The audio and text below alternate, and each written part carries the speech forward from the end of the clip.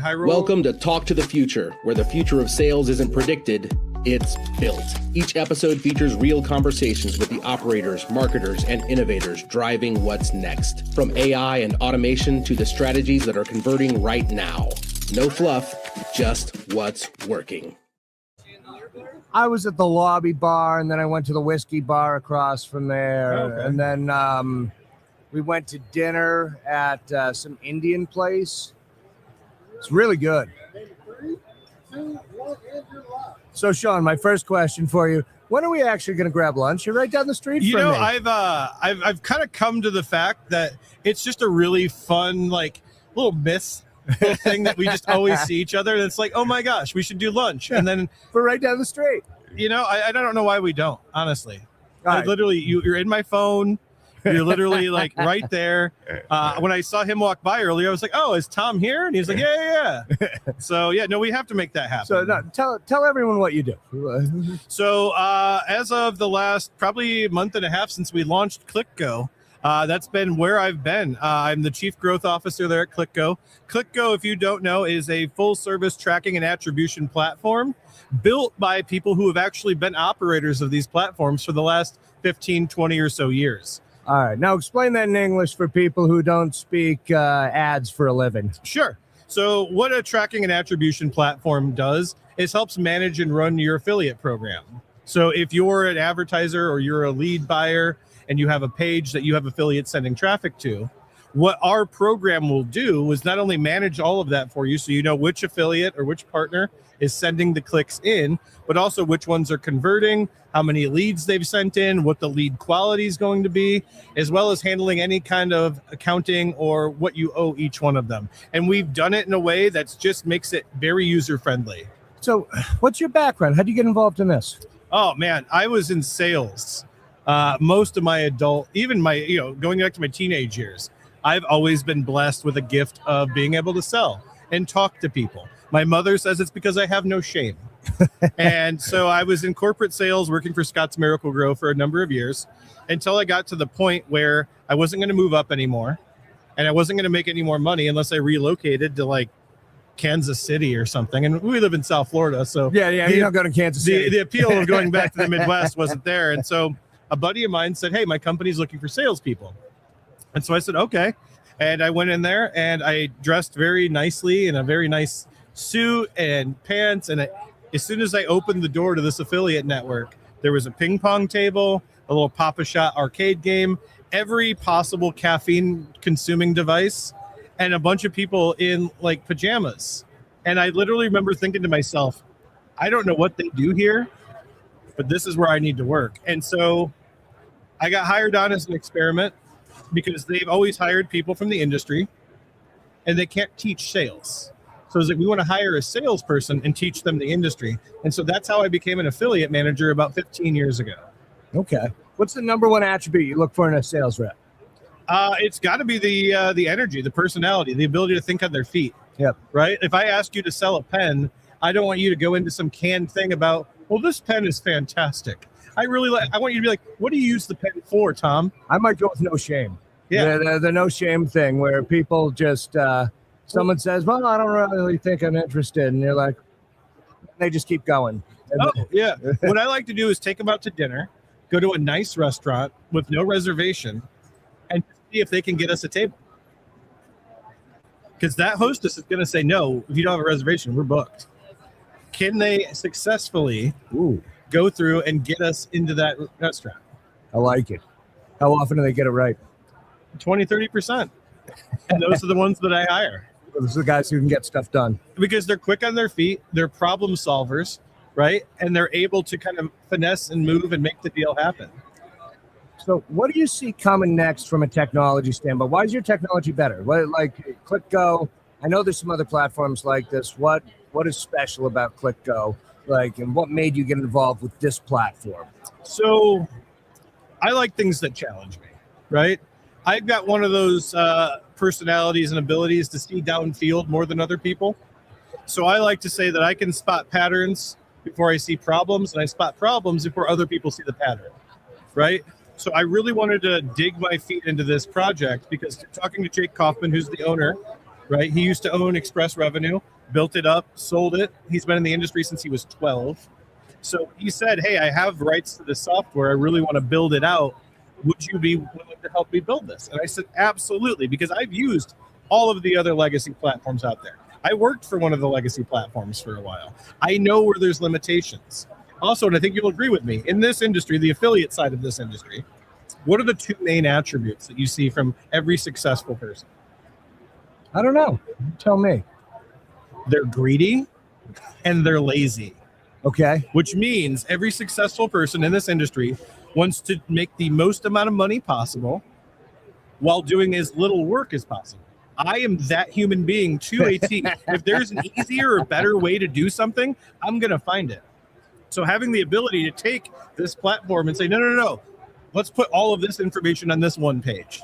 No, let's make those numbers bigger, right? What if we didn't have to leave this page to do that, right? I don't believe that you should have to spend all day in your tracking platform. Yeah, I don't think you should need to get a certification to use your tracking platform. When we're doing UI, it's always less steps, less steps, less steps. Exactly. So we're talking about this on the last call. Are you going to do a CLI or an MCP so you can actually just have Claude Code set this up for you in 2 minutes? So we are leading into a lot of AI and AI tech.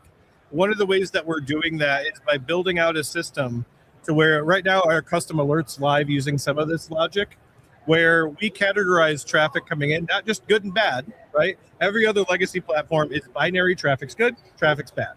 We've all been operators, affiliates, network owners. So we know that traffic isn't binary good or bad. So we actually break it down into 4 different categories between clean, standard, which has some IPs and some proxies detected, but they're residential in nature, so they're fine. Monitor means we can't confirm nor deny that it's good or bad. And elevated, which means it's really bad traffic. So what we've been able to do... What's the problem with bad traffic? Oh, God, where do I start with bad traffic? Let's start. Right? So if you get a lot of bad traffic coming, especially if you're running lead gen, yeah, right?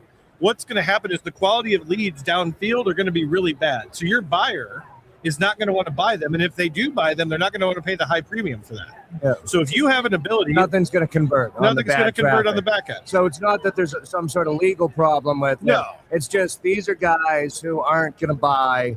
And the buyer at that point is going to say, my cost per call is too high on this and I need to pay you less money. Yeah. Or in competitive fields like auto insurance, right? Where there's maybe one buyer for every 20 affiliates that's trying to send them leads, quality matters.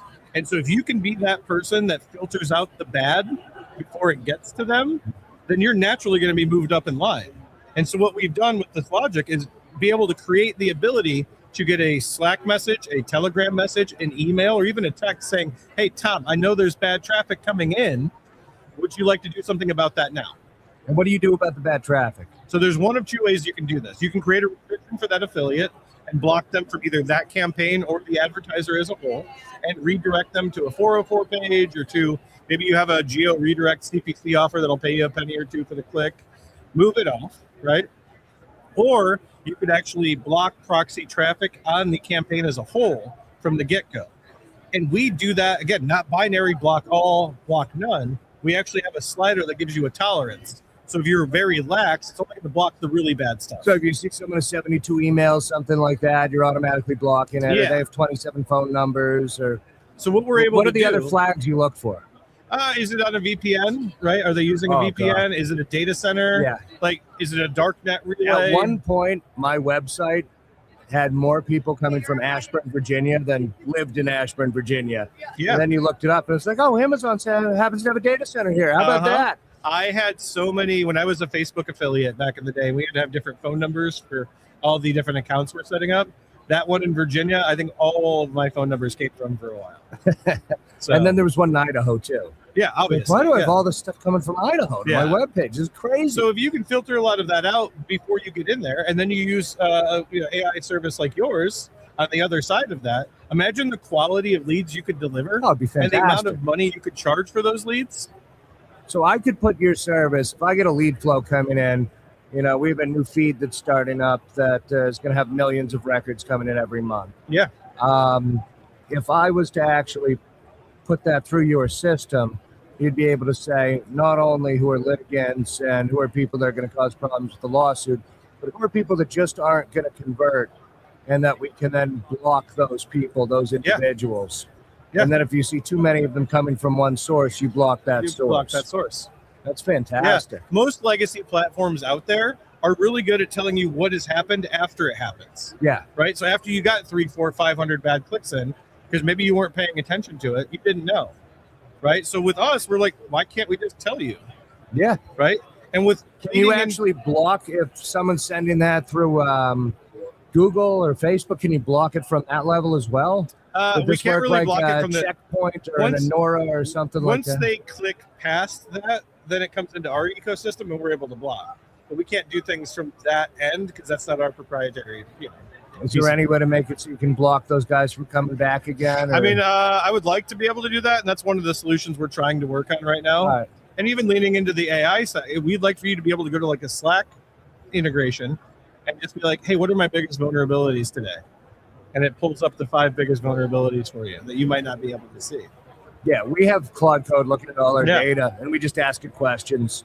Yeah. Right. So we have these crazy reports that we're doing now, dig into individual phone calls. Here's 100 phone calls with things that we want to look at, maybe things where we want to change our prompts or give it some more guidance. Or, I think as a business, if you're not leaning into the tools that are available, you're not going that direction, like you're going to get left behind, right? Oh, the advancement, even the last 6 months, right, has been huge in what it's able to do. The last 6 months have changed more than any time that I've seen. It's basically the difference between GPT-2 and GPT-3 when that came out. Yep. And what's happened in the last 6 months. They figured out how to do this autonomously. Mm-hmm. And it's not perfect yet. But man, it's pretty good. Have you built some websites yet with Claude Code or Codex? I've been playing around. Luckily, there's guys on the team that are smarter at getting under the hood than I am. But I've kind of gotten in there and played around a little bit with it. It's phenomenal. I built a 40-page website that looks great in an hour. I downloaded Claude for Chrome and took it to my CRM, and I said, optimize this CRM for me based on 2 criteria. I want to work smarter rather than harder, and help me to prioritize things I need to see and deprioritize things I don't need to see. And I'm just sitting there watching it do all of the work for me. I'm like, this is phenomenal. So for those of us who are lazy and want to make more money, what do you recommend? As far as, where are we at? There's so many avenues for that, right? I get into conversations all the time with people getting into this space. And I always say, always zig where everybody else is zagging, right? I keep a little tab on my computer for what people have, what they're looking for, what they have, so I can refer, and connect dots for people. I think that's how this industry grows, is people just taking one for the team, getting out there and saying, you're looking for this? I know a guy who does this, connecting that dot, right? The amount of people looking for buyers for auto insurance, final expense, like I probably have out of the 50 or 60 entries, 35 are probably people looking for those buyers, right? I tell every single one of them, now's your chance to zag. If there's so many people, why are you trying to compete? Find that next thing. Those offers are killing it though right now. Auto and final expenses. They're going to continue to kill it. But I don't know that if I'm new getting into it, I don't know that I'm jumping into that pond. That's a lot of fish already in that pond. Makes sense. What's that next thing, right? This Shaun, what's the next thing? Who should we be talking to? I'm trying to figure that out. I'm really trying to figure that out because if I can crack that code, I'm just not on that side of it anymore. So it's tough for me to kind of look and see and research it. But if there's everybody, I was in a Telegram group the other day, and somebody had posted an article about how to make millions with marketing for peptides. And I made a snide, probably not, professional comment. Make thousands of fake doctor reviews. And no, I just said, if articles like this are coming out, it's time to move on from peptides. Yeah. That means people are going to see it, and they're like, I can make millions, and then they're going to get into it. Well, you saw that company. They said it was the fastest growing company ever, and then it just turned out they were doing everything fraudulent. Yeah. Because they saw an opportunity to, get in, make millions of dollars, but they cut the corner. They didn't do it properly, right? Yeah. So you have to be careful for those things. And once something gets too saturated, then you're going to have the government starting to make regulations. Like, look at pay-per-call the last 2 years. How much regulation happened? So much. Yeah, and we don't want that happening. No. And so we almost, with the one-to-one thing that happened, like, yeah, 1-to-1 was scary. and that was it was I was in that area at the time, and we were looking at it going, I don't know what we're going to do. And luckily, elections matter, I'll say that. And, they do. and so luckily we were able to avoid a little of that, but that's a lot of people that didn't belong in that space doing it improperly and cutting corners.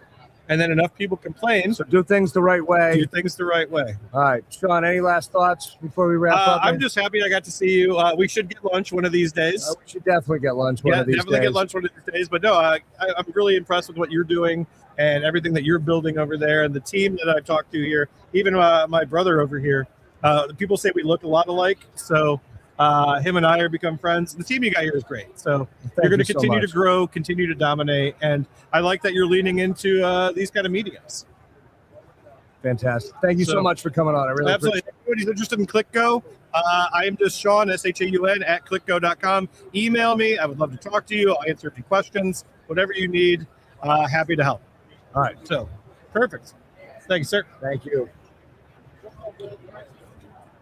Thanks for tuning in to Talk to the Future, where the future of sales isn't predicted, it's built. If you got value from this episode, make sure to subscribe, share it with your team, and stay connected for more conversations with the people driving what's next. Because what's working tomorrow is already being built today.